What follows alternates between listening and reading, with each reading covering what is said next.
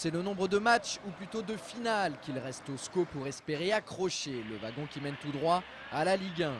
Le compte à rebours est déjà lancé puisque la première de ces 8 finales aura lieu dès demain soir avec la réception de Guingamp au stade Jean-Bouin.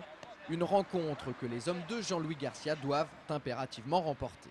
Peu importe la qualité, il faut gagner ce week-end. Il faut essayer de gagner un maximum de matchs, essayer d'entamer une série impressionnante comme on a été capable de faire dans le courant de l'année. Mais bon, avant de penser à la série, il faut déjà recommencer à gagner un match parce que je pense que ça pourrait être le déclic pour la suite. Et j'espère que la venue de Guingamp sera l'occasion de renouer la victoire. Et pour cause, les scoïstes courent après un succès depuis maintenant plus de 2 semaines. Leurs 3 dernières sorties se sont soldées par autant de défaites. Dominatrice dans le jeu face à Ajaccio et Tours, la bande à Philippe Brunel s'est créée une ribambelle d'occasions de but. Lors de ces 2 matchs, près de 15 situations favorables pour seulement une réalisation. C'est justement là où le bas blesse. Face à un Guingamp, la clé du match, ce sera de faire preuve de beaucoup plus de réalisme. Ça, c'est l'évidence. Il faut qu'on trouve en efficacité, même revenir à beaucoup plus de pragmatisme, de réalisme. Il faut continuer à travailler sur cette capacité à tuer les matchs lorsque l'on a la domination. Maintenant, c'est vrai qu'on joue bien, mais il faut qu'on soit peut-être plus tueur dans les 2 surfaces.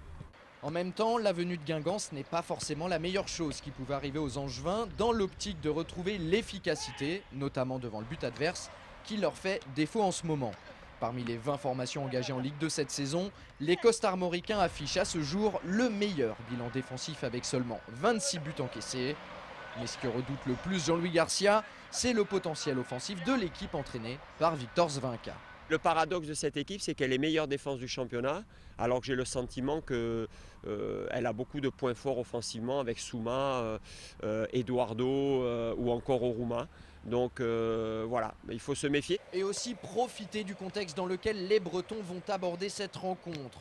Dans 10 jours, ils joueront une demi-finale de Coupe de France face à Toulouse. Un rendez-vous qui pourrait déjà retenir toute leur attention. Ce match arrive 2 matchs avant leur demi-finale. L'importance des cartons, que ce soit un joueur qui vient avoir 2 cartons jaunes, s'il est pénalisé contre nous, il peut être suspendu pour la demi-finale. Un carton rouge, bien sûr, peut être pénalisant aussi. Le risque de la blessure. Donc nous, il faut vraiment que nous, on ait une attitude de coupe pour que ce soit difficile pour eux, en espérant, je vous dis, qu'ils aient un peu la tête ailleurs. Dans les têtes des joueurs, je pense quand même un petit peu, parce que bon, on veut éviter les blessures. On veut éviter un petit peu les cartons parce que bon, si jamais on prend un rouge, on serait peut-être pas, on peut être absent du groupe. Donc on y pense un peu à tout ça. A noter que la rencontre entre Angers et Guingamp sera rediffusée en intégralité sur notre antenne le lundi 13 avril ainsi que le mardi 14 et le mercredi 15. On vous rappelle également qu'Angers 7 vous offre la possibilité de gagner 2 places pour assister au match qui opposera le SCO à Boulogne le vendredi 24 avril prochain. Pour cela, il vous suffit de nous envoyer une photo de vous en compagnie d'un joueur du SCO.